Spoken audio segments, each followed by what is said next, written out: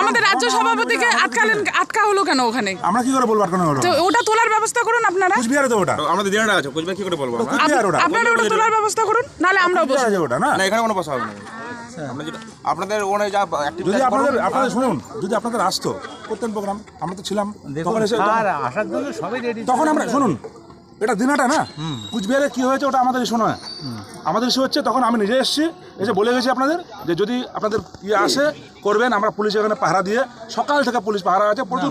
ঠিক আছে বলে গেছে তখন ইয়ে লেবু ভাই বলে গেছে তোমাদের গেটস আসেনি এখন। ওখানে তো পুলিশ প্রশাসন আটকাই দিছে না, পুলিশ প্রশাসন ব্যারিকেড দিয়ে আটকে দেওয়া হয়েছে, পুলিশ প্রশাসন ব্যারিকেড দিয়ে কোচবিহারে আটকে দিয়েছে।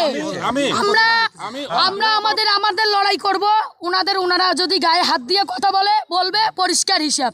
আমরা ওনাদের সাথে কোনো ঝগড়াতে যাইতেছি না, কোনো কিচ্ছুতে যাইতেছি না। আমরা আমাদের শান্তিতে লড়াই, আমরা বইসে হিসেব করতেছি। ওইখানে যদি তৃণমূলের লোকজন আটকালো সেটা ব্যাপার আলাদা।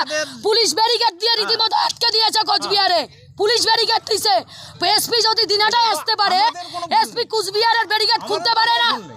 এসপি যদি দিনাটায় এসে টহলদারি করতে পারে, কুচবিহারের ব্যারিকেড খুলতে পারে না এসপি। এইখানে বলছে